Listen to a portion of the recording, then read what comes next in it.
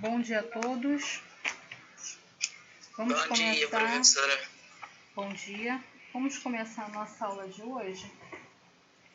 Como eu falei para vocês anteriormente, nós vamos corrigir o módulo 15, o Praticando em Casa, do módulo 15 e, posteriormente, vamos falar um pouquinho sobre o módulo 16.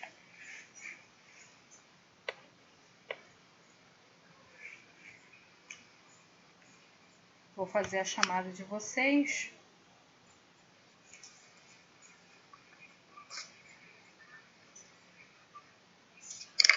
Ana Clara.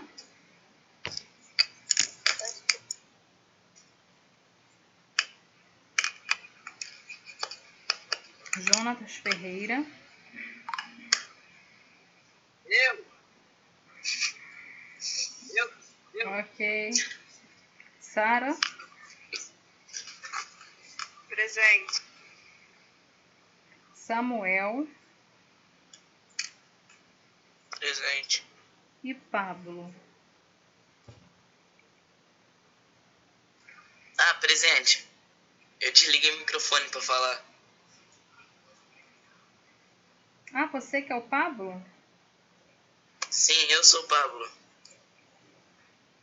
Eu reapareci. Olha, eu achava que você era o Vinícius, hein? Nada a ver, né? Mas enfim, você tem cara de Vinícius pra mim. A professora de ciência fala que eu pareço com Cauã Serpa. Bom, Cauã Serpa eu não lembro do rosto dele. Não lembro. Se ele entrar, eu vou olhar pro rosto dele, aí eu te digo se parece ou não. Então vamos lá, pessoal. Aí, Cauã entrou. Cauã, cadê você? Mostra o seu rosto aí pra gente.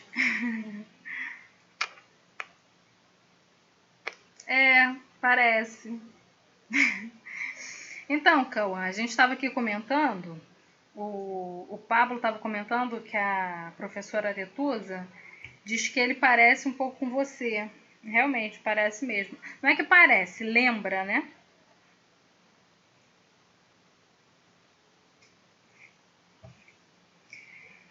Então, pessoal, vamos lá. Correção aí do módulo, o Praticando em Casa do módulo 15, página 31. A gente brinca de Pokémon ou quem se habilita a começar a ler esse texto aí pra gente? Professora, foi aquele negócio lá que você mandou lá no grupo? Hoje eu trouxe a minha Pokébola pra gente brincar de Pokémon.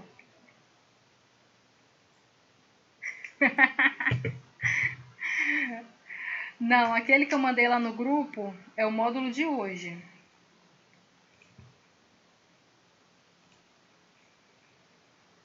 Do grupo é a atividade de hoje. Ô, professora, é página 31, né? Sim. Ok.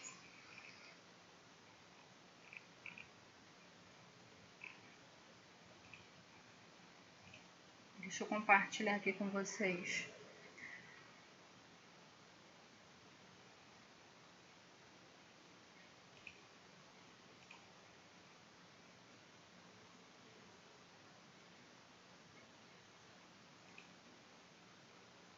Módulo 15 lá. Ih, mandei errado. É vocês não. É ou não é? Não, mandei errado. Não foi pra vocês não. Pera aí.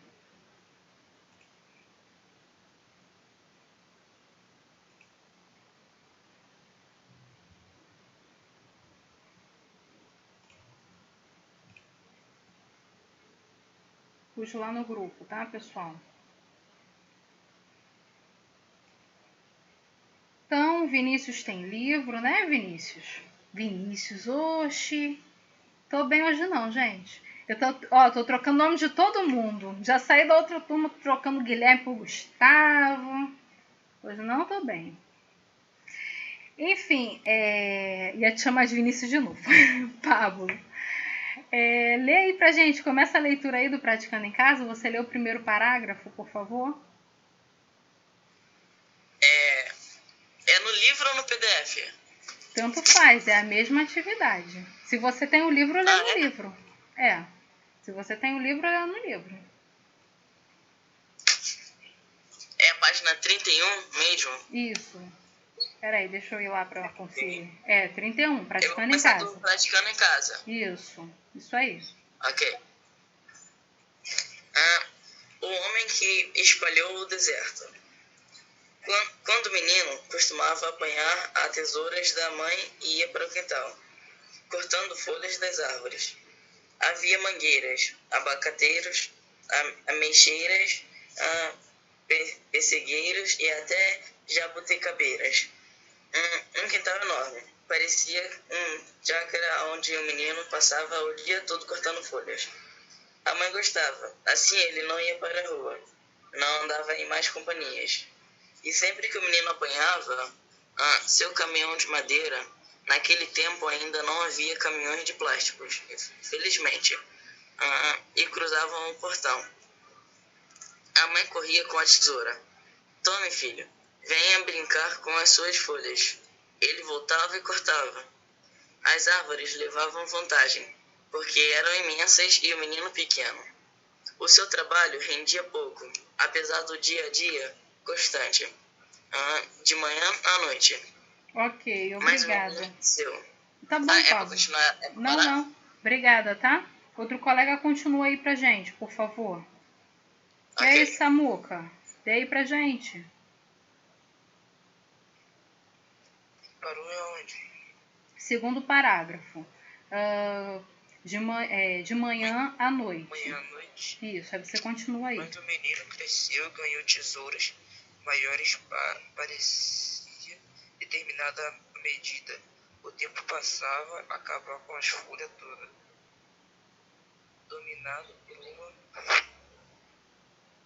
uma estranha impulsão, ele não queria ir à escola, não queria ir ao cinema, não tinha namoradas ou amigos, apenas tesouras.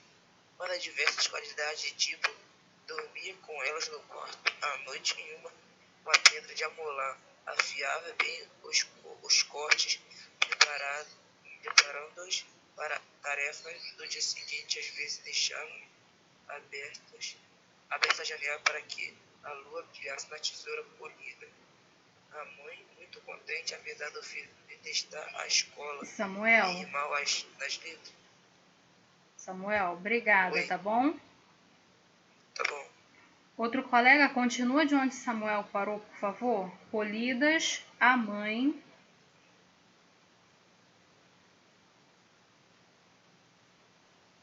Ai, Jonathan. É pra mim? Toda hora eu esqueço que Jonathan tá na aula. Só tô vendo uma cortina. Puxa a Pokébola, puxa a Pokébola. Eu escolho ou vocês escolhem? A Pokébola. Então, Cauã, eu escolho você.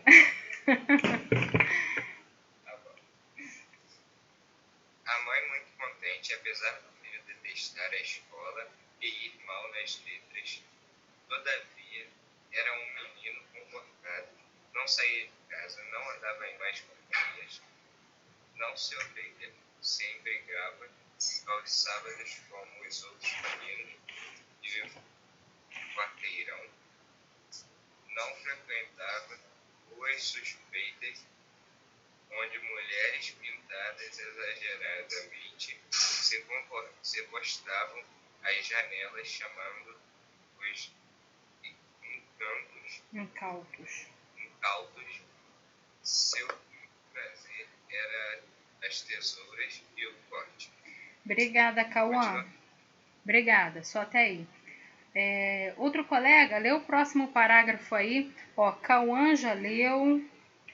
O Vinícius. Agora eu tô te zoando, lembrei seu nome. O Pablo já leu. O Samuel já leu. Agora as meninas. Não, se bem que falta o Jonathan, né? Lê aí pra gente, Jonatas. E o Kaique também. Kaique tá aqui? É verdade. É que ele tá com a câmera desativada. Kaique, você está aí? Kaique? Se quiser, o Pablo lê pelo Vinícius, porque aí conta como 2. Ah, tá. Kaique, você tá aí?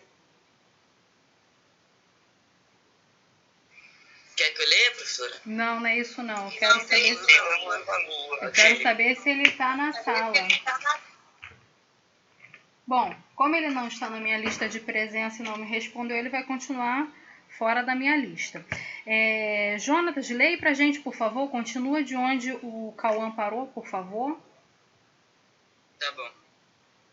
Só que agora ele era maior e as árvores começaram a perder. Ele demorou apenas 1 semana para limpar a jabuticabeira, 15 dias para a mangueira menor e 25 para a maior. 40 dias para o abacateiro, que era imenso, tinham mais de 50 anos. E 6 meses depois, quando concluiu, já a jabuticabeira tinha novas folhas e ele precisou recomeçar. Obrigada, Jonatas. Obrigada. Professor. Tô até aí. Oi.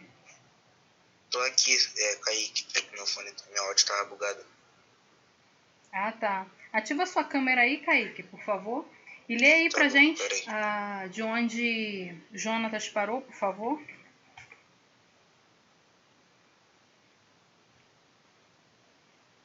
Amanhã eu acabei de entrar na sala e qual é a página? Página 31. O último parágrafo da página 31.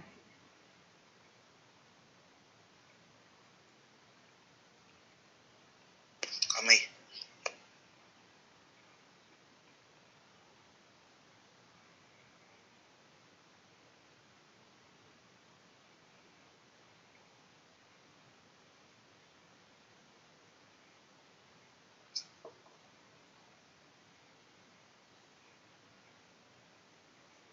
Já tô na página 31, mas é pra ler da onde?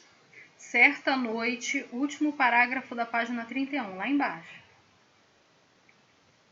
Ah, tá.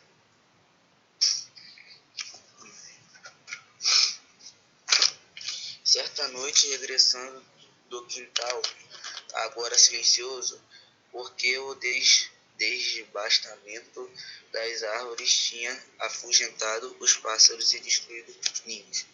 Ele concluiu que de nada adiantaria podar as folhas. Elas se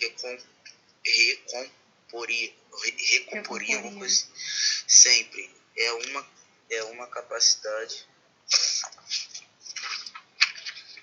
capacidade da natureza, morrer e reviver. Continua até onde? Continua a leitura, até Machado.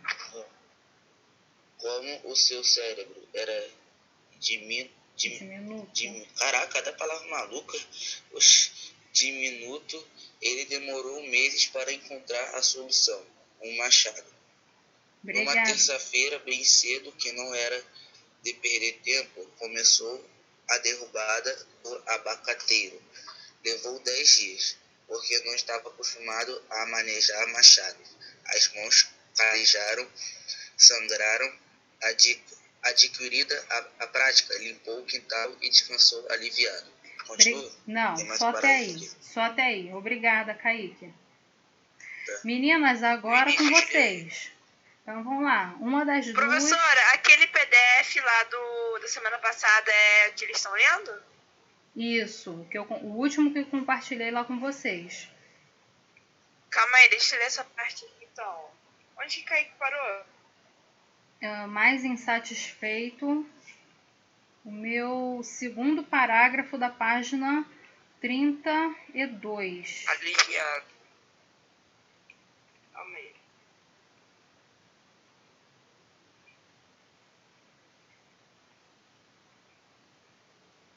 Calma aí. Pera.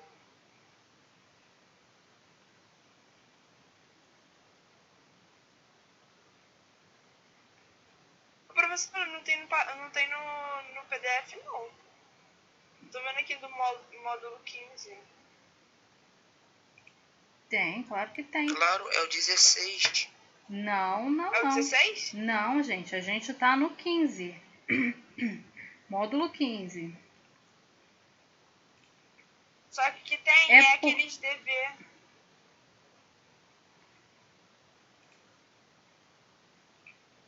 Espera aí que eu vou abrir aqui. Mas tem sim, pessoal. Isso daqui é a atividade do livro.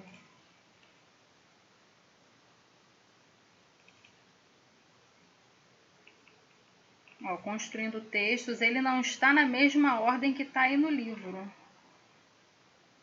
Praticando em casa.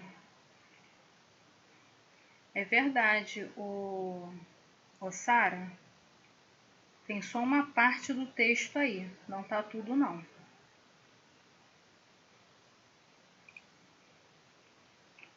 Espera aí que eu vou compartilhar para você, colega. Não seja por isso, a professora faz de tudo para vocês participarem da aula. A professora é...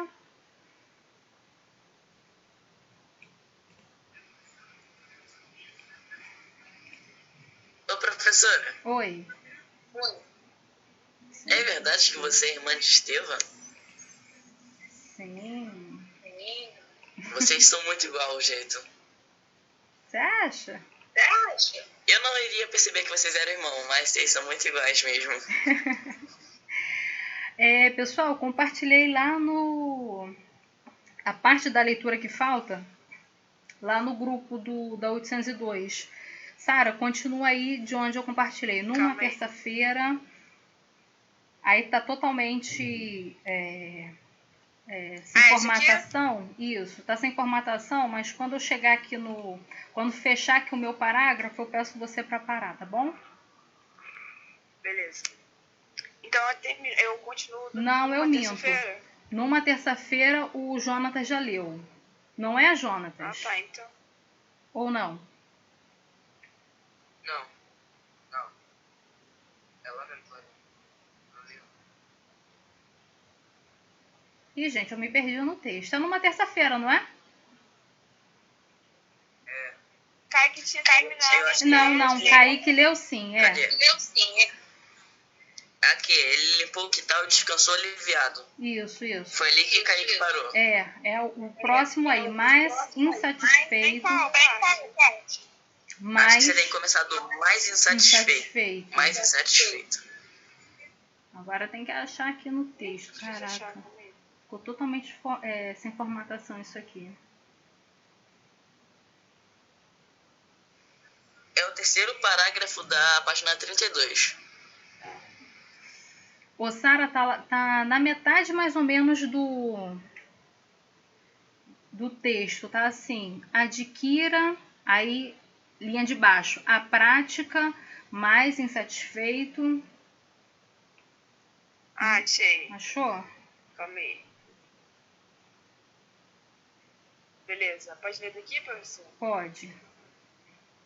Tá, mais insatisfeito porque agora passava os dias a olhar aquela desolação. Ele saiu de machado em punho para os arredores da cidade, onde encontrava árvores, capões, matos, atacava, limpava, deixava os montes de lenha arrumadinhos para que quisesse se servir. Os donos dos terrenos não se importavam, estavam em via de vendê-lo para fábricas ou imobiliários e precisavam de tudo limpo mesmo. E o homem do machado descobriu que podia ganhar a vida com o seu instrumento, onde quer que precisasse derrubar as árvores. Ele era chamado. Não parava. Contratou uma secretária para organizar uma agenda. Depois auxiliares. Montou uma companhia, construiu edifícios para guardar machados, abrigar seus operários devastadores. Sara. Importou. Oi. Para aí, por favor. Esse parágrafo é bem grande. Quem é a outra colega que está aqui com a gente? É a Ana, você quer continuar para a gente essa leitura aí? Você sabe onde que a Sara parou? Não, Rosa, eu acabei de me perder agora. Oi, não entendi o que você falou. Eu acabei de me perder agora. Então, tá no meio do parágrafo. E o homem do machado, aí ela leu até devastadores, montou uma companhia, construiu edifícios. Deixa eu contar aqui as linhas de baixo para cima. Na 8ª linha de baixo para cima. Eu tenho um parágrafo. Achou?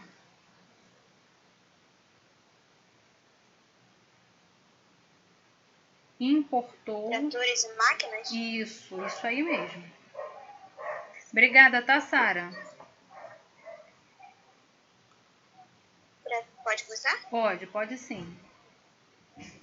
Tratores e máquinas especializadas do estrangeiro.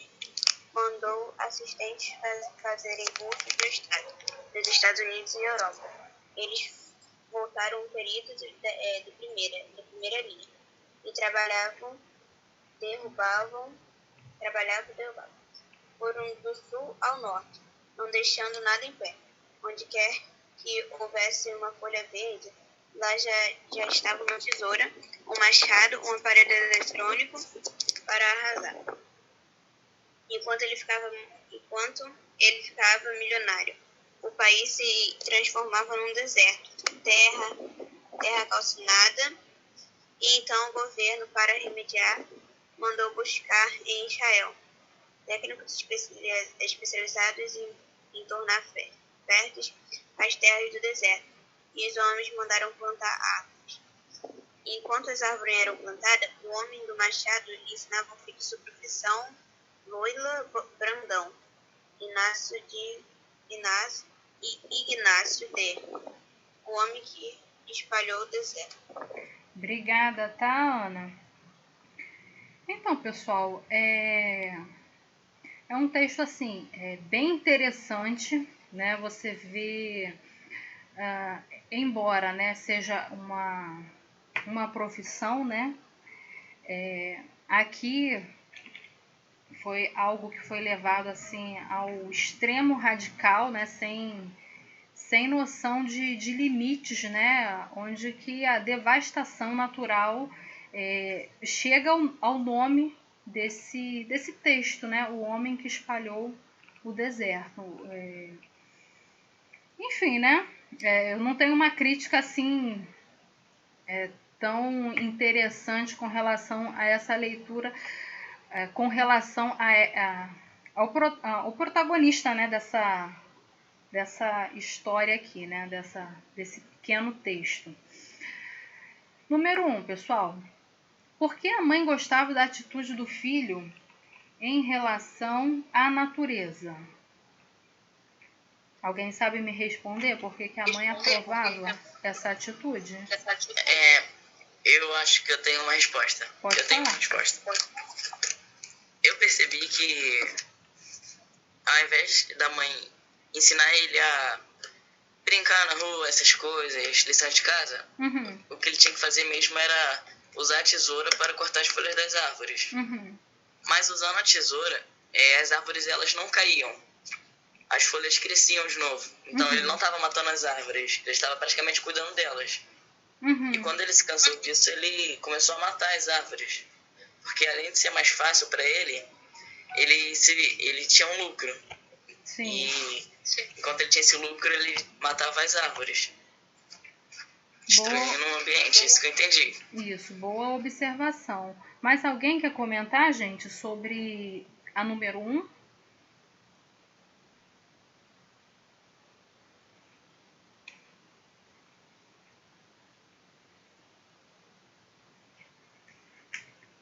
Então, aqui, conforme, né, o Pablo comentou, tem essa questão, né, da mãe querer meio que mantê-lo em casa, né, para não ter a preocupação do filho, tá na rua, enfim, né? E essa aqui que é a ideia, a essência aqui dessa resposta da número 1. Só que, como a gente viu no texto, esse menino que posteriormente vira um homem, ele fica meio que obcecado, né, em cortar as plantas, e aí ele já passa para um grau de devastação ambiental, né? Então, assim, de uma certa forma, ela tinha que ensiná-lo a podar as plantas, como o Pablo comentou, né? O podar das plantas dá vitalidade para a planta, porém ela tinha que ensinar também que não podia exagerar, né? Ensina a podar a planta, mas ensina também a plantar. Quando você retirar uma do local, você planta outra, né? A questão ecológica, né? Que hoje a gente sabe, né? A educação ambiental. Número 2, pessoal. Obcecado pelo trabalho com as tesouras, como reagia o menino?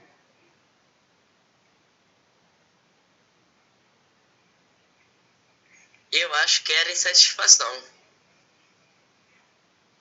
O que? Ele sentia a insatisfação da planta? Não entendi a sua resposta. Na minha opinião, é insatisfação por causa que ele ficou a vida toda fazendo isso quando era criança. E quando ele tomou uma atitude de começar a cortar as árvores, foi um ato de insatisfação em podar. Eu acho que a palavra que você quer colocar não é insatisfação, é impulsão. Ou seja, ele ficou totalmente impulsivo, né? Ele ficou... Enfim, né, pessoal? A gente sabe que cada um tem as suas... Enfim, impulsividades, né? Alguns com limpeza, alguns com... tipo, dever de casa, pronto, e assim, faz o dever de casa e imediatamente manda para a professora, né? Né ou não é? A cara do Cauã.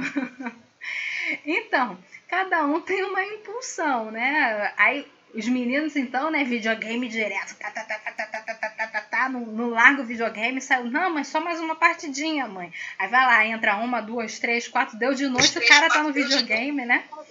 Enfim. Falando nisso, professora, eu recebi minha cor esses dias. Aí, tá vendo? O meu videogame, eu tava jogando online, e meu controle, ele faleceu. Então eu já tô completando uma semana sem jogar videogame. Eita ferro! Tá sendo ótimo, a terapia. Ó, você não tem noção. Imagino. Isso aí. Enfim, né, pessoal? É bom, né? Mediar isso daí, né? Joga um pouquinho, vai, joga bola na rua. Pra quem gosta de soltar, empinar pipa, vai lá, empina pipa, né? É bom mediar isso daí, né? Jogos eletrônicos com um pouco de atividade física. Faz bem e ajuda também o cérebro, né? Então, mas aqui a ideia é o quê? Ele estava totalmente, como o texto apresenta pra gente, obcecado por essa compulsão dele de cortar as folhas das árvores. E de uma certa forma, né, a mãe dele meio que foi culpada, porque ela tinha que ter observado, feita essa análise na criança, né, no filho dela, que ele já estava tendo uma atitude compulsória, né, como a gente comentou aqui na brincadeira, né, por exemplo, uma pessoa, seja menino ou menina, que não consegue largar o videogame para interagir com outras coisas, né? Não consegue ir na rua, não consegue sair, ir na praça, dar uma volta, vou bater uma bola, vou empinar uma pipa, isso daí já chega num grau preocupante, né? E se vocês não sabem, existem clínicas que inclusive trata essa dependência, né? A gente ouve muito falar de dependência química, dependência tecnológica, né? Existem clínicas que pessoas que são compulsivas pela tecnologia, né? Só vivem conectados o tempo todo, elas vão para lá para se libertarem dessa compulsão. Isso é uma atitude negativa, né, pessoal? É bom a gente... Ô, professora. Oi. Eu vi um documentário na Netflix que chegou recentemente. Se eu não me engano, o nome é O Dilema das Redes. Uhum. Não sei se vocês viram. É um documentário que te explica totalmente como é que é. Todos os passos que você dá na internet, ele é totalmente vigiado. E qualquer coisa que você faz é totalmente gravado e visto por um grupo de pessoas. E eles também te incentivam a, tipo, você largar essas coisas. Claro que eles não falam, vocês têm que parar de mexer no telefone, mas dá um tempo fora do telefone, praticar algum esporte, fazer alguma atividade, sabe? E falando desse lado da internet, a gente mesmo reflete e quer soltar um pouco o telefone. Isso aconteceu comigo quando eu vi o documentário. Eu falei, nossa, cara, todo mundo tá me vigiando. Não, vou jogar bola, vou brincar. Mas eu acho que pra mim foi um aprendizado esse documentário. E eu sugiro pra vocês verem. Qual é o nome do documentário? Eu não assisti. Como é que é o nome? O Dilema das Redes. Vou até anotar aqui. Enfim, né, galera? Eu sei que isso, assim, nos países comunistas, isso é uma realidade. China, Coreia do Norte. Dizem, né, não sei se é teoria da conspiração ou não, que os Estados Unidos também faz essas práticas, né, de espionagem. Agora sim, né, deve ter coisa de uns 2 anos que falaram isso aqui no Brasil. Mas aí a gente, ter provas, né, que isso é um fato ou não, aí eu não sei. Mas eu também não entro na descredibilidade, né? Tudo que a gente faz na internet de uma certa forma, alguém vê, alguém consegue rastrear ali, né? Tanto que a gente vê o quê? Investigações policiais, né? Você vê, fulano, por exemplo, vou falar aqui um caso que meio que está na mídia, né? No momento aí. Num momento meio desmomentado, né? Que tá e não tá, mas está nesse impasse aí. O caso Flor de Lis, né?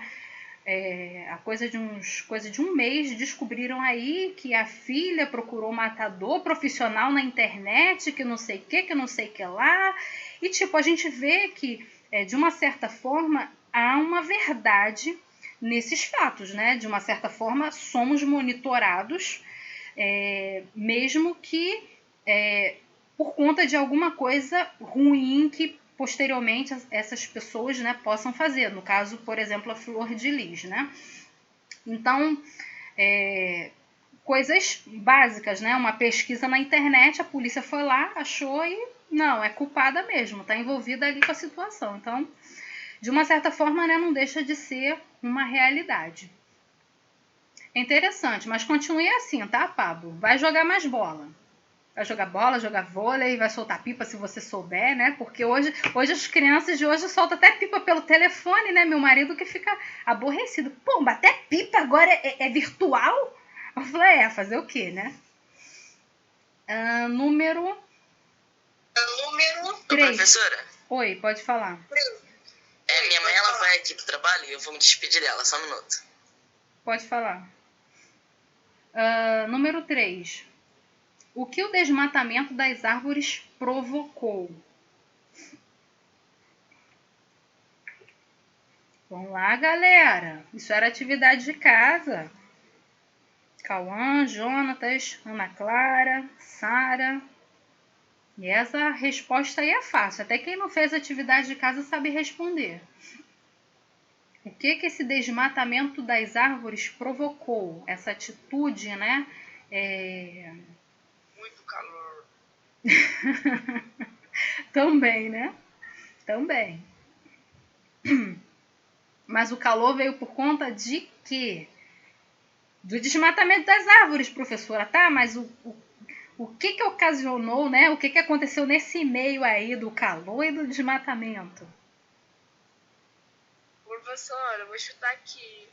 Mas só que eu acho que tá bem na cara, que é tipo complicações, né? Dos negócios. Ambientais, né? Eu tô pensando aqui agora. Isso, a ideia é essa, né, pessoal?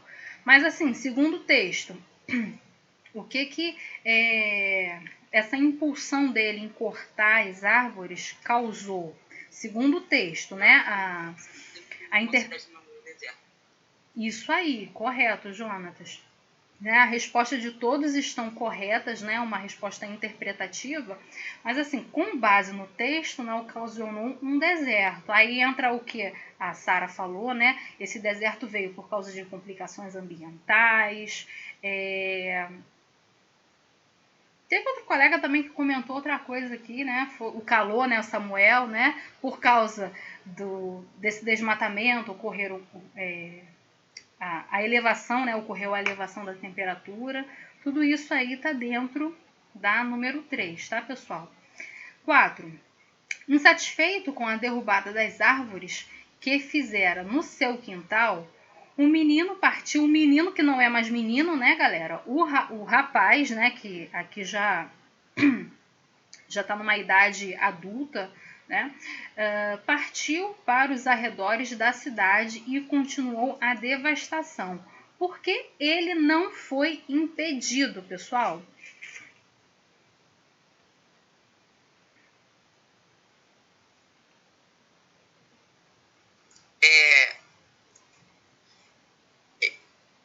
Não, deixa. Nada pra falar.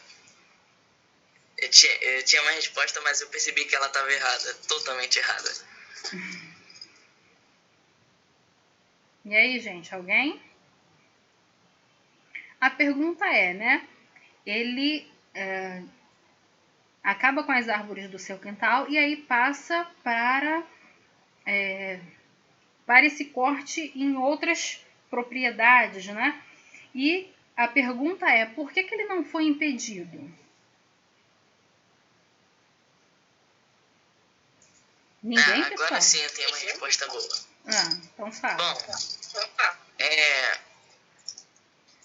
ele não foi impedido em outras propriedades por causa que, como elas estavam em vendas, elas não teriam nenhum prejuízo. Ele só estaria limpando o terreno. Correto. E se ele também fizesse isso em florestas, claro que ele não teria permissão, mas seria um benefício até para as fábricas, por causa que as madeiras seriam refinadas, transformadas em móveis, em cadeiras e mesas. Isso aí. Coisas do tipo. Isso aí, perfeito, tá, Cauã?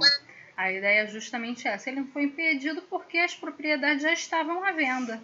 E aí os donos só falaram, vamos juntar o útil ao agradável, né? E aí, como as empresas que provavelmente comprariam aquela área ali, para eles foi um lucro enorme, né? Eu não tenho que contratar uma empresa para fazer, o maluco aqui compulsivo já está fazendo isso, então, beleza, a gente paga um valor abaixo do mercado para ele e todo mundo sai lucrando, né? 5. Inácio de Loyola Brandão mostra no texto que a devastação das matas não tem fim. O que comprova isso no texto? Qual trecho aqui do texto que a gente vê essa afirmativa dele?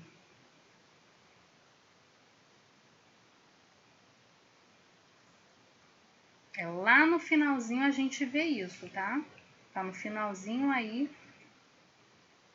do nosso texto.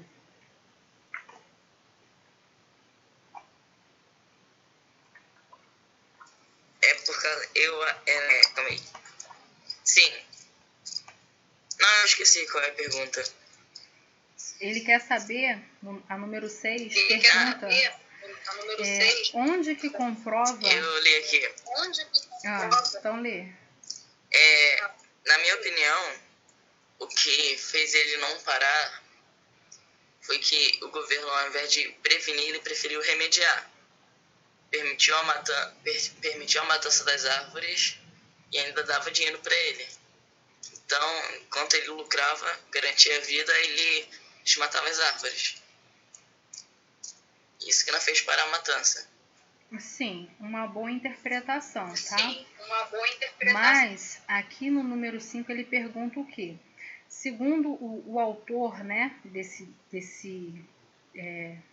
texto, ele pergunta o porquê, na verdade o porquê não, qual trecho no livro que comprova que essa devastação das matas não termina.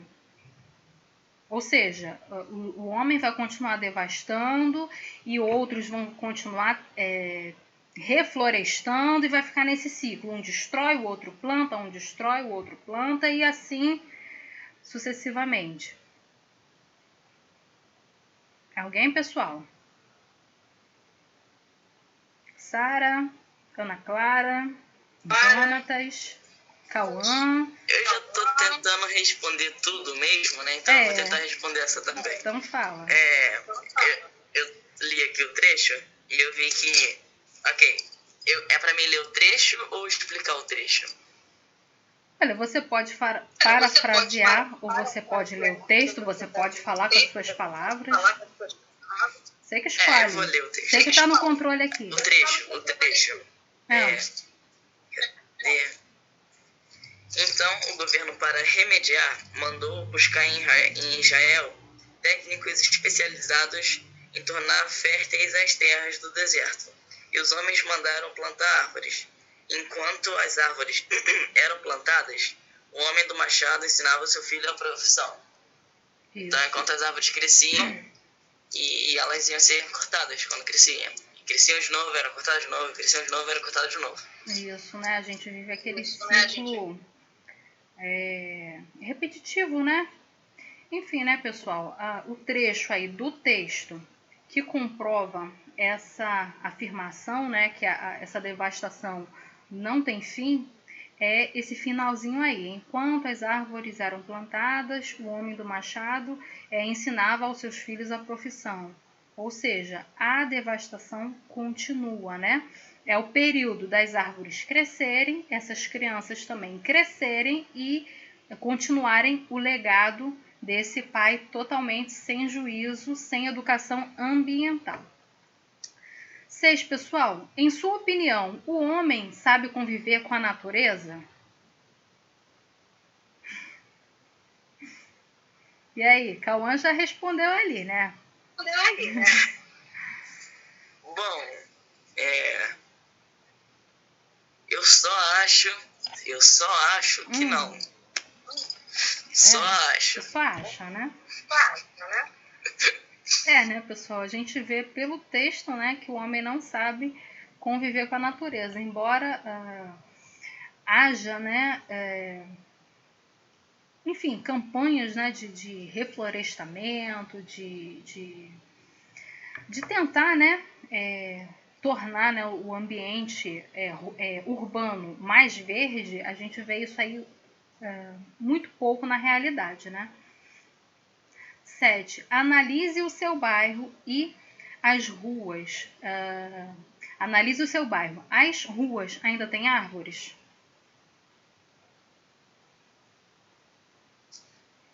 Aqui na minha rua tá tendo uma reforma, digamos assim, que só voltou agora na eleição.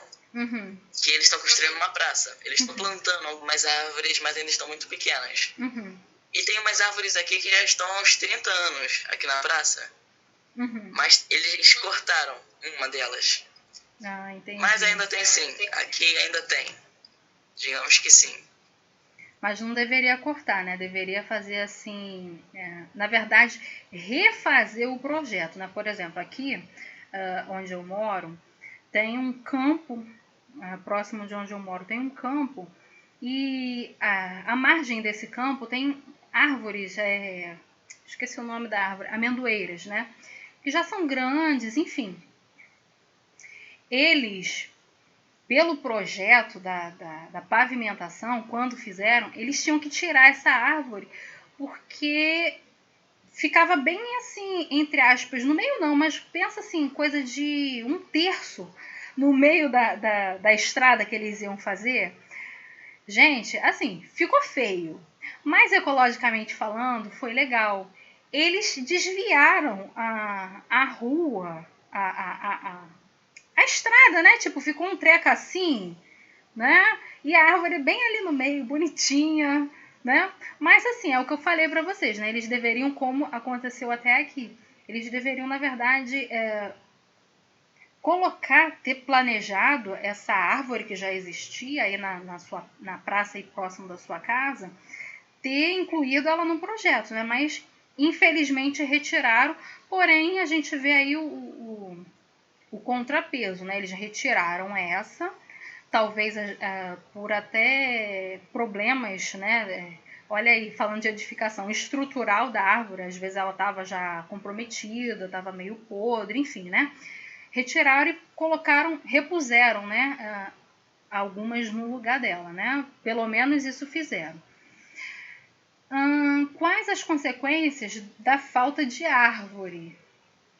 Samuel já tinha até respondido isso pra gente lá no início, né, Samuel? E aí, pessoal, qual é a consequência da falta de árvore? O calor. O sol dando moto. Né? O oxigênio também. Calor, né? Ar pesado. Eu aqui em casa, o meu quintal é pequenininho, mas eu tenho tanta... Não árvore. Árvore eu só tenho uma, que é um pé de siriguela. Só essa que eu tenho árvore. Mas assim, tem um monte de arbusto aqui em casa, né? Sempre gostei muito. Ah, não, eu tenho também um pé de aroeira aqui em casa, que vira uma árvore muito grande também. Mas a minha é pequena, ainda não é grande não. Mas enfim, né, pessoal, é sempre bom a gente ter essa educação ambiental, né? A gente pensar na questão da qualidade do ar. Aí, como o Samuel falou, o sol, né? Uma sombrazinha, você ali andando na rua, você olha logo para a árvore, né? Cata a árvore para você parar um pouquinho embaixo. Oi? Tem tanta árvore aqui que chega até a ficar fria. Ai, mas é bom, é gostoso. A minha casa também é fria. Não por conta da árvore, né? Porque não pega muito sol mesmo. Mas enfim, é bom. No calor é ótimo, é maravilhoso. Só no frio que é um frio horroroso. Pessoal, vamos lá dar um pulo para o módulo 16, página 37, que é o nosso assunto de hoje, tá?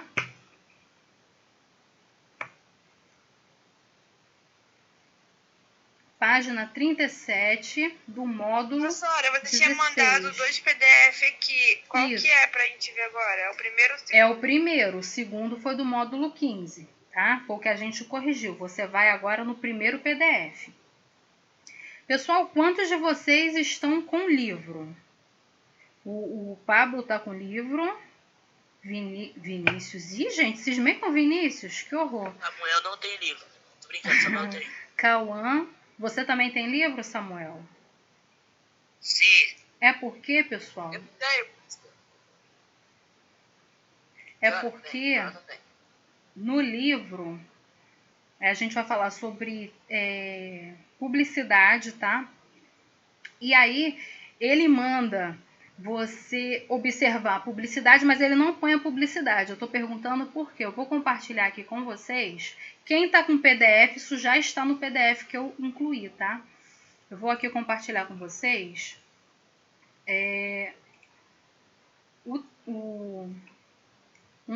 a imagem publicitária que eles mandam a gente analisar, tá? Tá lá no grupo, tá? Quem tá com livro, dá um pulinho ali dá uma olhada aí no seu WhatsApp, no grupo, e veja aí a imagem que não está no livro. Então vamos começar a nossa leitura falando sobre publicidade. Texto publicitário. Então a gente tem aqui as seguintes informações, né, pessoal? Me dá só um minutinho aqui para eu fechar aqui o WhatsApp. Vamos lá. Observe a propaganda e discuta com a turma. Quem está com PDF está vendo a propaganda aí do seu lado direito.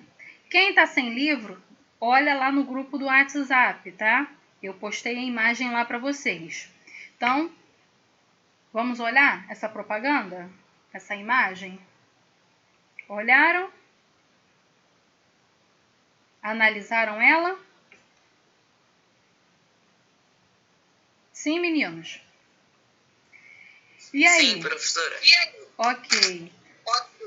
A primeira pergunta é: qual o objetivo dessa propaganda?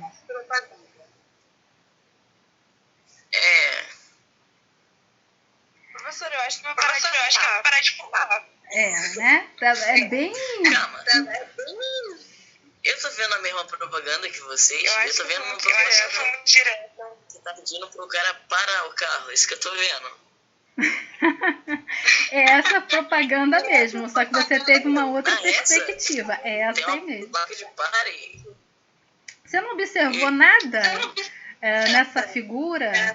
Ué, é só um carro passando da faixa. Não, observa Não, o poste. Ah, Agora você observou? ah, eu entendi a referência. Entendeu? Só que eu entendi de primeira, mas eu não quis falar não. Sei. Tô sabendo. Então, bacana essa propaganda, né, pessoal? Bem diferente e, no meu ponto de vista, assim, é bem intuitiva. Muitos poucos, acredito, que compreenderam, captaram aqui a mensagem, né, dessa propaganda. Mas vamos lá, né, as questões aqui levantadas no livro, que daqui a pouco eu respondo tudo, né? Eu vou comentando aqui e eu acabo respondendo. Então, a Sara respondeu aqui pra gente que o objetivo dessa propaganda era o quê? Parar de fumar, né? A gente vê isso ali na imagem, né? O poste, aí eles pintaram até uma certa parte com a placa em cima de pare, ou seja, né? Ali eles pintam exatamente como um cigarro e falando o quê? Pare, né? De fumar. A nossa segunda pergunta é: para quem está direcionada essa campanha publicitária? Eu falei propaganda, gente, desculpa, texto publicitário. Propaganda e texto publicitário são coisas diferentes.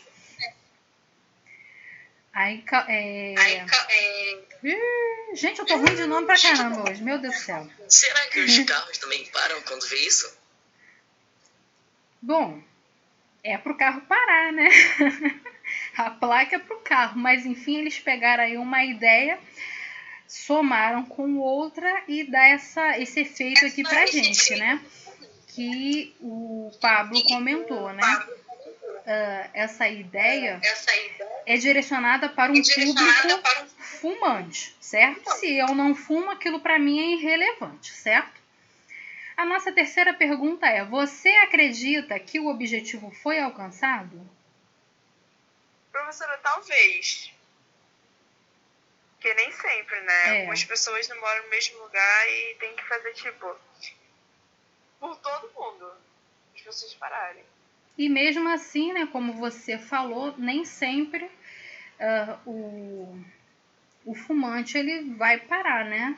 Porque, infelizmente, isso é uma escolha, né? O ideal seria que parassem, né, em virtude dos malefícios que causam, né?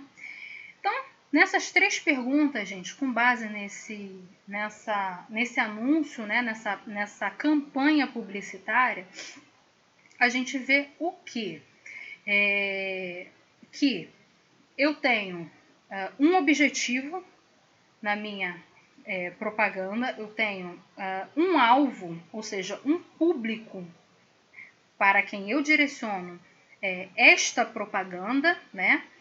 E com a ideia de conseguir o que eu quero passar, né? A informação que eu quero passar, a ideia, né, que responde aí a minha terceira pergunta, é o que? É eu alcançar o objetivo proposto inicialmente. Correto, pessoal? Então vamos à leitura. Este anúncio é um exemplo de texto publicitário. Texto publicitário é o discurso voltado para persuadir um público específico, isto é, o público-alvo. Ou seja, seria a minha terceira pergunta lá em cima, né? Que é o que? Eu tentar convencer as pessoas a pararem de fumar. Vamos continuar aí a leitura? Quem continua para mim, pessoal? Persuadir. Pode ser, professora. Calma aí, que eu tô aqui já. Ok. Persuadir? Isso. Persuadir. Uma pessoa significa atingir sua vontade, seu sentimento por meio de argumentos aceitáveis e coerentes, visando obter sua aprovação.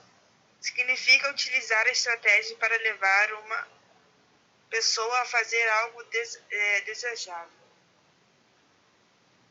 desejável. Você não foi mal. Uhum. Calma aí. No caso da propaganda citada, percebe-se claramente que a intuição do emissor é fazer com que os fumantes parem de fumar.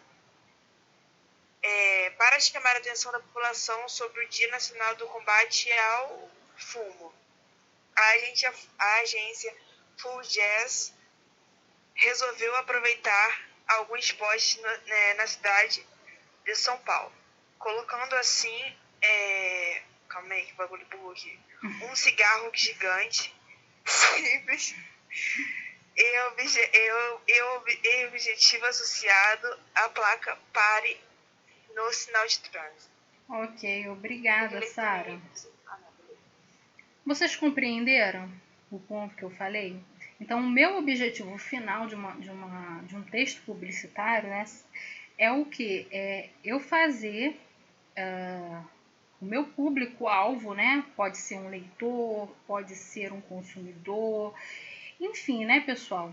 No nosso caso aqui, é o público fumante a parar de fumar.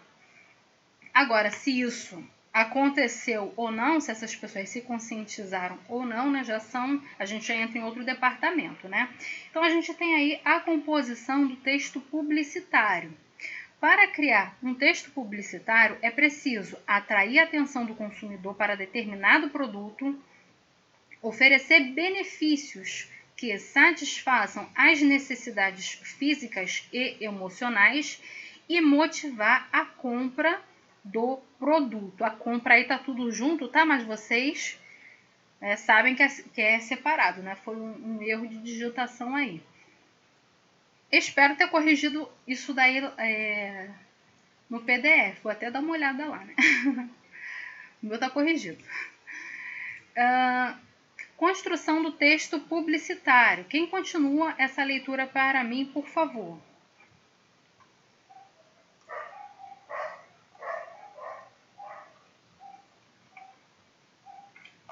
Eu continuo. Pode falar. Professora, Oi. antes de continuar a leitura, Pode sua falar. tela ela tá muito no zoom pra mim.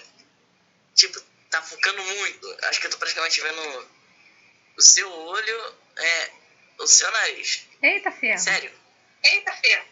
Mas Não sei se é só pra mim. E aí, pessoal? Feedback aí? É só pra ele ou é pra todo mundo? É só pra ele, professora. Então É deve sério que é só ser... pra mim? deve Eu vou tirar ser- uma print. Calma aí, eu vou tirar uma print e vou te mandar. Eita, ferro. Ai, não, tira não. Ai, meu Deus do céu. então tá Não, bom. eu não gosto de foto. Eu vou sair e entrar da chamada pra ver se sai do zoom. Então tá. Vou chegar um pouco para trás, vai que, né?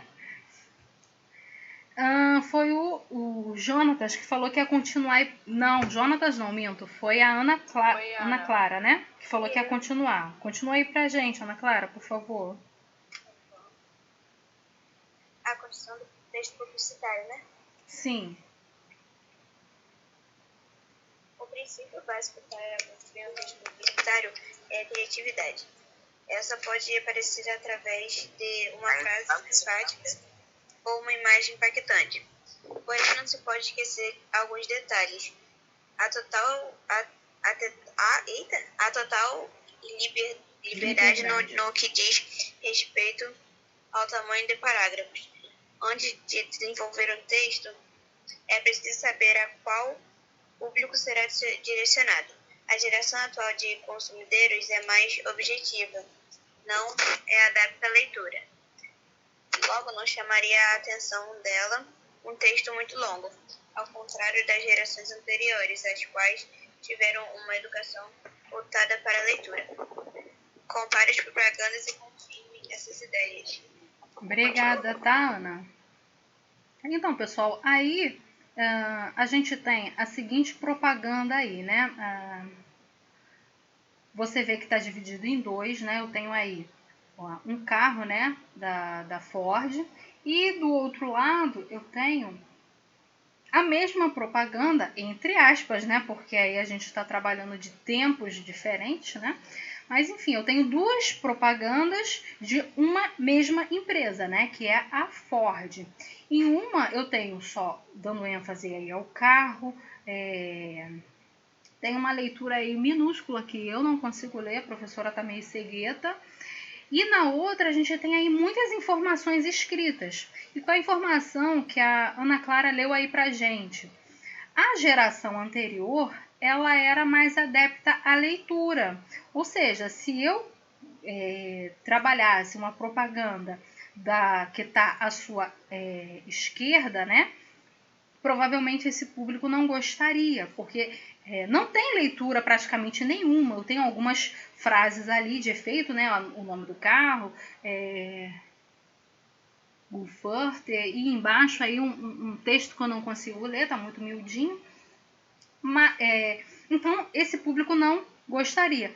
Já se eu inverto, né, para nossa geração, eu coloco essa propaganda que está à sua direita, a gente também não gostaria, porque, nossa, quanta leitura, eu vou ter que ler isso tudo, né? Não é o que a gente fala? Logo se incomoda. Então, qual é o ponto que ele trabalha aqui pra gente? A gente tem que ver a necessidade, né, desse público com relação ao que ele gosta, ao que ele se interessa aí, e você atender essa necessidade do público-alvo, né? Outro colega, continua a leitura aí abaixo dessa ilustração, por favor.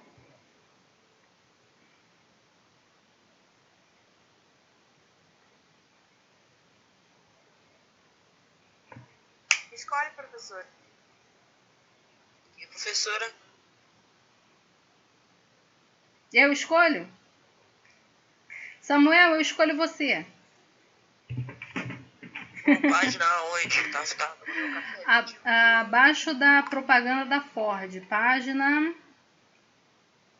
página 38. No PDF, tá? É abaixo mesmo dessa propaganda aí da Ford. Obrigado. A primeira propaganda usa uma única frase. Novo Ford é um esporte. Bem-vindo à vida. Esta chamada está direcionada às pessoas que gostam de um carro grande, esporte e confortável. Já a segunda propaganda apresenta 4 razões decisivas para o consumidor levar o carro para emprego. Seu carro não é cobaia, peça legítima Ford, ferramentas especiais, métodos recomendados pela Ford. A linguagem do discurso publicitário deve ser adequada ao público-alvo. Também deve ser sempre utilizar uma linguagem simples para de expectativas de venda. Cabe ressaltar que utilizar uma linguagem não impede de ter bom gosto e argumento. Ok, obrigada, Samuel. Então a gente observa o quê, né? Tamo junto, e é nóis. Oi? Tamo junto. Nós observamos o que aqui, né?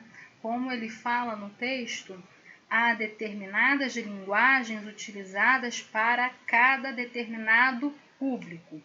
Se eu vou trabalhar, como é o exemplo que a gente tem aí embaixo, né? Se eu trabalho com público infantil, eu vou abordar uma linguagem que esse público entenda, compreenda o recado que eu quero passar. Se eu trabalho com outro público, eu trabalho com público jovem, então eu vou adaptar a minha linguagem à linguagem que é compreendida pelo público jovem. Mas se eu abranjo todos os públicos, então você vai fazer uma adaptação para que todos esses públicos te compreendam. Público jovem, público infantil, público idoso, enfim, né?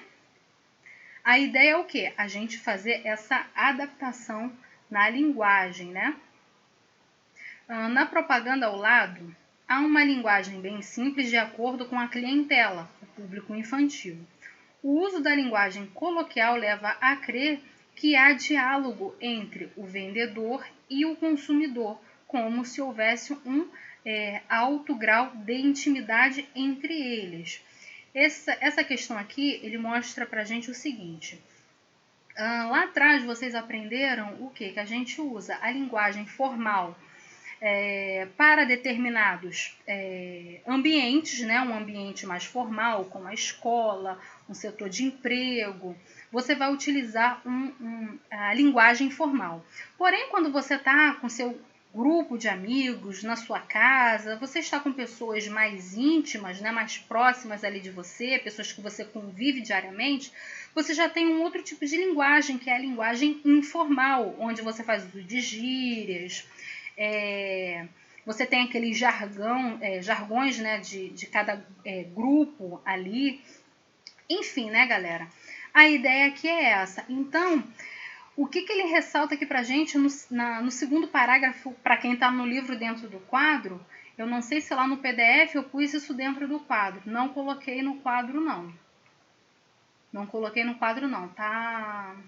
Mas, enfim, né? Quem me acompanhou sabe onde que eu estou falando.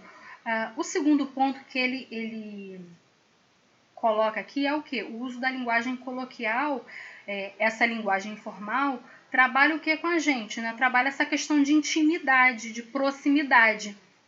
E para um público infantil, ou dependendo do público, né, que você queira alcançar, essa ideia de uma linguagem mais informal, né? Vamos dizer, uma revista jovem, que eu não tenho certeza que a gente trabalhou, mas eu acho que a gente trabalhou isso lá atrás no livro 2, né? Uma revista jovem, ela vai trabalhar mais com essa linguagem, galera, beleza, né? Que é esse linguajar que normalmente a gente vai trabalhar nesse universo juvenil, tá, galera? Outro colega, lê aí pra mim, por favor. Lê aí pra mim, Pablo.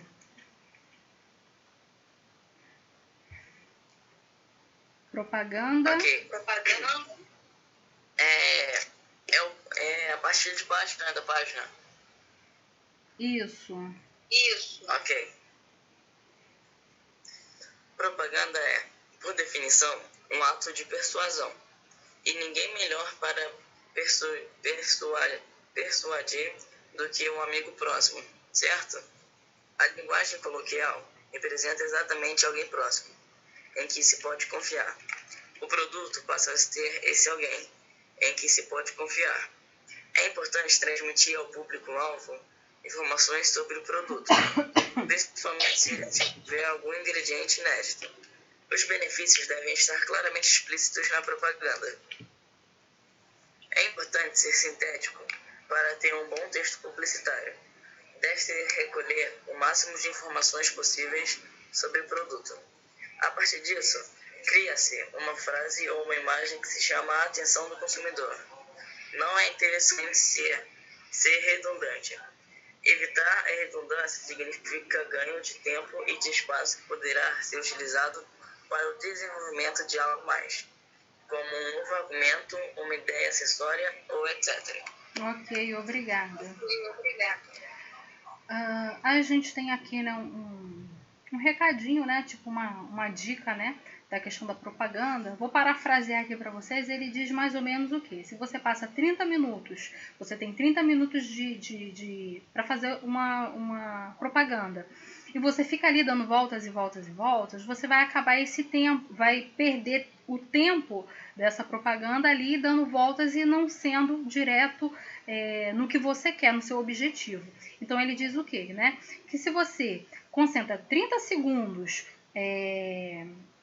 direcionando, né, o seu objetivo em 30 segundos e depois você muda esse foco, fala mais 30 segundos, você vai ter uma somatória de 60 segundos, que é a ideia do que, né?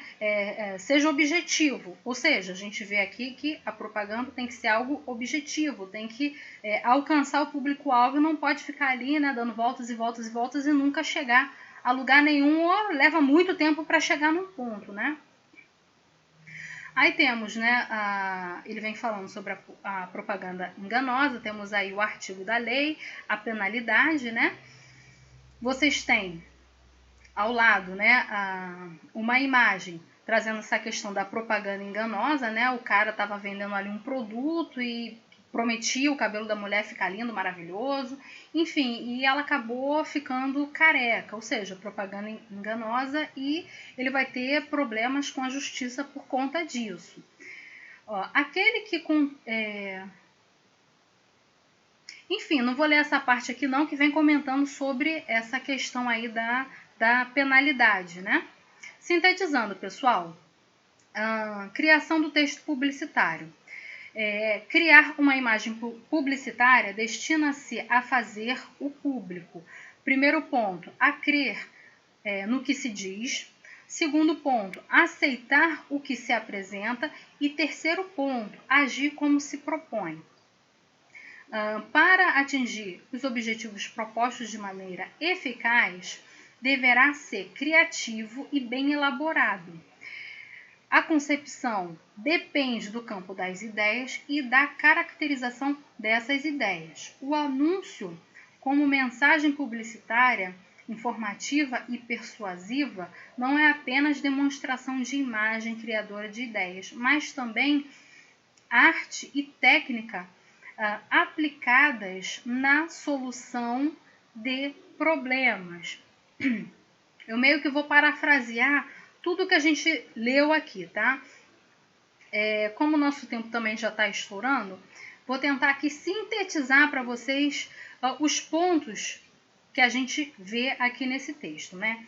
Como a gente viu, a propaganda, né? O texto publicitário, ele vai trabalhar com linguagem híbrida, né? Vocês devem se lembrar, se não se lembram, vocês vão verificar o quê? O que é a linguagem híbrida? A linguagem verbal e não verbal. A linguagem verbal, a grosso modo, é tudo que é escrito, é expresso em palavras, né, pessoal?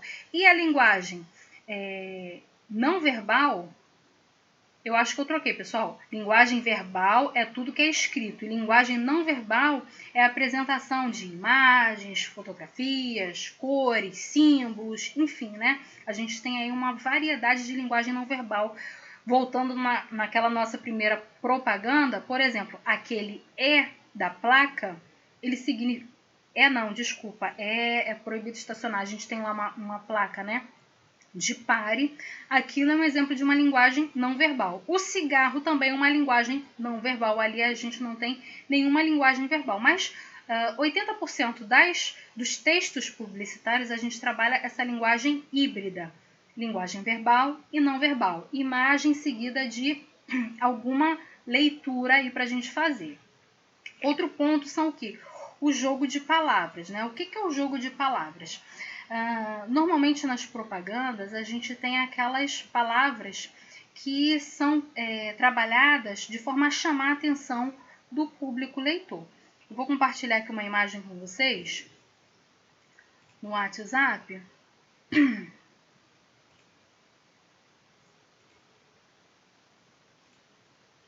Olha lá no grupo de vocês. Então, essa imagem que eu compartilhei para vocês, eu consigo entender o que dela. Quem olhou aí, pessoal? A imagem que eu tenho aí no WhatsApp. Aurélio, bom para burro. É bom para pessoa que é burra ver o significado. Tem uns 3 desses aqui em casa. É muito bom, né? Então, a gente consegue compreender o que nessa imagem, né? Um jogo de palavras, não é? Ele está me dizendo, né, que o dicionário Aurélio é bom para burro. Mas será que foi isso mesmo que eu entendi? Ele está chamando quem compra o dicionário de burro? Eu entendi. Entendeu? Eu entendi, mas eu não sei explicar. Ele não está chamando a pessoa de burro. Bom para burro é um termo utilizado. Exatamente. Porém, a gente tem o quê? A polissemia da palavra burro. O que é polissemia, professora? Vocês já devem ter visto isso lá em português. Palavras de duplo significado. Isso aí, muito bom. Então, o que acontece aqui? Eu tenho a polissemia na palavra burro. Aí, como o Pablo bem ressaltou, ele não está chamando o público que vai comprar esse dicionário de burro. Eu também posso entender isso? Sim, eu posso compreender isso. Porém, a palavra burro aqui, o contexto aqui é outra coisa. É um ditado, né? Uma forma, uma expressão popular, que significa o quê? Ele é muito bom. Esse dicionário é ótimo, ou seja, é bom para burro. Mas a gente tem essa brincadeira aí do jogo de palavras, né, pessoal? Voltando aqui pro livro de vocês, outro ponto aqui que eu quero ressaltar, pessoal, é o que? O conhecimento de mundo. Para eu entender aquela imagem que eu postei para vocês lá no grupo do WhatsApp, eu tenho o quê? Eu tenho que entender que esta expressão é bom para burro faz parte de um determinado contexto, certo? Então, eu preciso do quê? Do conhecimento de mundo. Outro ponto, que é praticamente o ponto-chave aqui da publicidade, é o que? A persuasão, que a gente já abordou lá em cima. O que é a persuasão? Não é só eu tentar convencer o meu público-alvo. É eu conseguir, eu fazer com que essa pessoa tome a atitude que eu estou sugerindo para ela. Ou seja, eu quero que essa pessoa tome um posicionamento que eu estou sugerindo para ela, né? É meio que uma coerção, né? Meio que você obrigar a pessoa a tomar certas atitudes. Por exemplo, quer ver outra propaganda também bem bacana? Beba Coca-Cola. Compre batom. Eu tenho a presença de quê? De verbos no imperativo. Na maioria das vezes, algumas... Compre batom? Tem isso na Coca-Cola? Coca-Cola não, essa daí é a propaganda do batom, da Garoto. Chocolate. Pensei que você falou, na Coca-Cola vem escrito compre batom. Não, Coca-Cola é beba Coca-Cola. A propaganda da Coca-Cola é beba Coca-Cola. Aí eu dei outro exemplo, compre batom. Ou seja, né, a gente tem o quê? Verbos no imperativo, como eu falei para vocês, na sua grande maioria. Porém, a gente também tem, às vezes, não é sempre, a gente tem aí alguns verbos no presente do indicativo, tá, pessoal? Não é sempre. Que exprime o quê? Uma certeza, né? O modo indicativo, ele exprime o quê? Certeza. Então, mas geralmente a gente usa muito os verbos no imperativo. Então, como eu falei para vocês, a gente tem esses 4 pontos, né? A linguagem híbrida ou mista, tá? A gente tem aí o jogo de palavras. Dentro do jogo de palavras, eu tenho o quê? O conhecimento de mundo, para eu compreender o que está se passando. Por exemplo, quer ver propagandas que são difíceis de captar a essência dela, o objetivo dela? São as propagandas do Greenpeace. Eu me lembro que há muitos anos atrás, coisas de uns 7 anos atrás, tinha uma propaganda que passava, eu não conseguia captar a informação de jeito nenhum. Aí meu marido, caraca, você não entendeu o que? Eu falei, não, cara, eu não entendi qual a informação que ele quer me passar aqui. Né? Aí depois de um tempo para cá, acho que houve muita crítica, né? Alguns burrinhos do Aurélio, né? Igual eu, que não estava compreendendo captar a mensagem.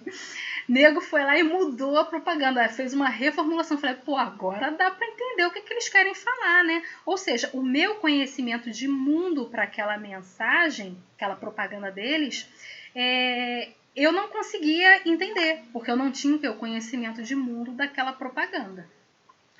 E eu falei sobre a persuasão, né, pessoal? Então, a gente tem essa brincadeira aí, como eu falei para vocês, né? A gente tem a questão da polissemia, a gente também pode ter a ambiguidade nos textos, tá? Vocês lembram lá o que é ambiguidade, galera? Sabe o que é polissemia, sabe o que é ambiguidade. Lembra lá? Eu só sei que é polissemia mesmo. Então, a ambiguidade é a variedade de interpretação de um discurso, que um discurso pode conter. Ou seja, a polissemia está trabalhando o quê? Uma palavra.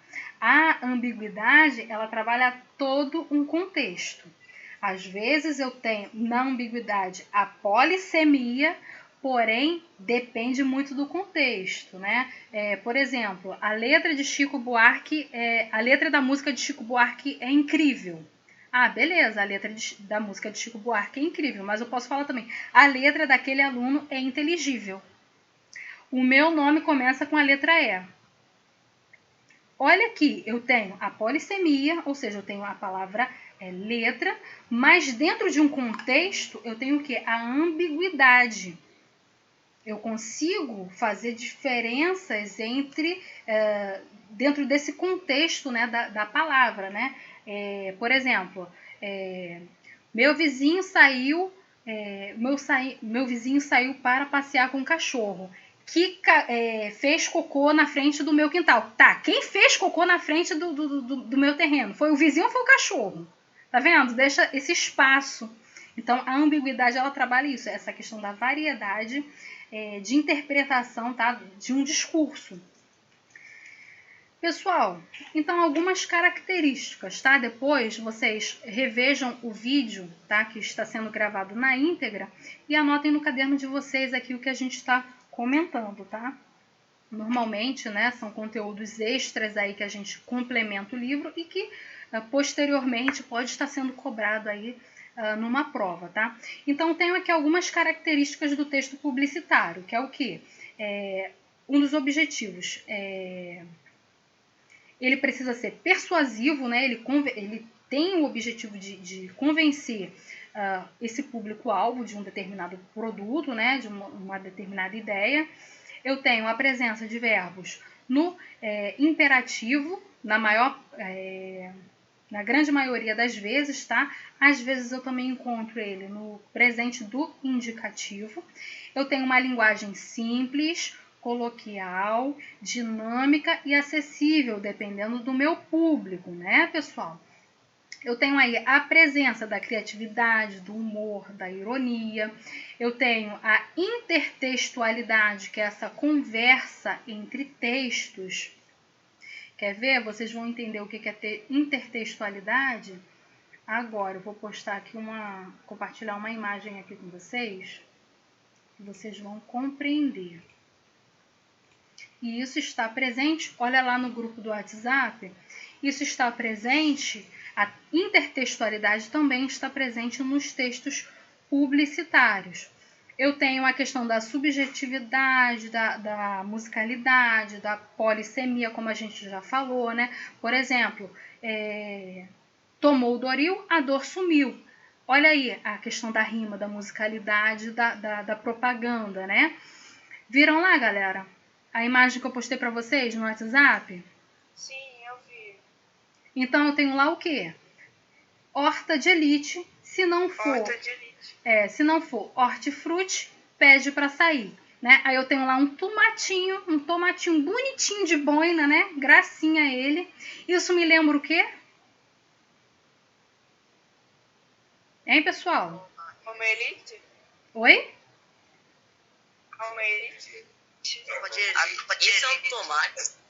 Tropa de Elite. Isso me lembrou um filme. Bacana, né? Não, isso é um tomatinho. Bonitinho, redondinho ali, ó. Então, pessoal, isso lembra o quê? O filme, ou seja, essa brincadeira, né? De eu trabalhar. Eu acho entendido porque eu nunca assisti esse filme. Bom, eu só assisti um, o 2 eu não assisti, não. Eu descobri que esse filme existia no passado. É antigo esse filme, né? Então, aí como eu tô falando aqui pra vocês, vocês veem que essa propaganda do hortifruti, ele faz alusão ao filme. E tem até, pra quem já assistiu o filme, ele faz o quê? Horta de elite, olha só, tropa de elite. Né? Ele está dizendo o quê? Que a horta do hortifruti, né? Onde eles cultivam, é de elite, é de ponta, né? É de alta qualidade. Aí embaixo eu tenho aqui, se não for hortifruti, pede para sair, que também é uma frase que a gente vê lá presente no filme, né? Que se o cara não for forte, não conseguir aguentar o treinamento, aí tem aquela cena lá do Capitão Neto, né? Pede pra sair, né? Dá um tapa na cara do outro, pede pra sair. Essa ideia aqui, ou seja, uma propaganda brincando aqui, fazendo intertextualidade com o filme. A gente também vê a presença, né, da intertextualidade. A gente já falou aqui sobre a subjetividade, a musicalidade e a polissemia, né? E normalmente, né, gente, outro ponto aqui interessante é o que? A função apelativa. Normalmente, textos publicitários têm, o nome já fala, né? Ele está fazendo aí, entre aspas, um apelo. Ele está tentando aí te convencer a tomar uma certa atitude, a adquirir um certo produto de uma forma persuasiva, a te convencer a que você tome essa atitude. Pessoal, alguma dúvida? Sem dúvidas. Ok. Sem dúvida, Vivê. Ok, pessoal. Olha só, vai ficar o praticando e o praticando em casa para vocês fazerem em casa, ok? Pessoal, mais uma vez aqui puxadinha de orelha em vocês. Gente, vocês não estão me enviando as tarefas de vocês de casa e de aula. Eu só recebi esse mês uma atividade do Jonatas. Uma atividade do Jonatas. Não recebi mais de ninguém. Galera, isso vale ponto. Não deixem de enviar. Vai lá, termina a aula. As atividades que vocês já fizeram, vai lá, bate foto de tudo e me envie por e-mail. Vocês vão acabar ficando com nota baixa na média do terceiro bimestre porque vocês não fizeram essa atividade. Trabalho, eu passei trabalho de segundo bimestre. Poucos alunos também me entregaram. Pessoal, vamos lá, galera. A gente já está quase em época de prova e eu estou sem aqui recursos para pontuar vocês. Vocês me ajudem que eu ajudo vocês, tá? Então fica a dica aí, tá? Por favor, façam as atividades e mandem por e-mail, tá? Vou colocar lá no grupo de novo o meu e-mail, tá? Vou fazer a chamada, tá bom, galera? Depois do puxão de orelha aí, vou fazer a chamada pra gente chamou, pode sair? Finalizar. Vai sair? Sim, quem eu chamei já pode sair, tá? Finalizo aqui minha aula me despedindo já de vocês. Tenham uma ótima semana, boas aulas, tá? E na próxima semana a gente se encontra e eu espero a atividade de vocês por e-mail. Não deixem de enviar. Ana Clara. Tchau, tchau, Ana Clara. Até a próxima. Cauã.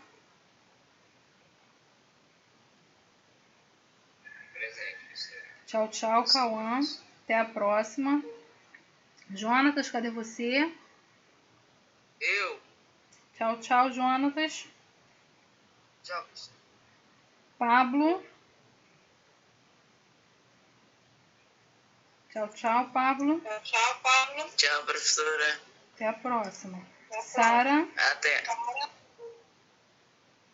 Tchau, professora. Tchau. Boa semana. Para você também. Samuel.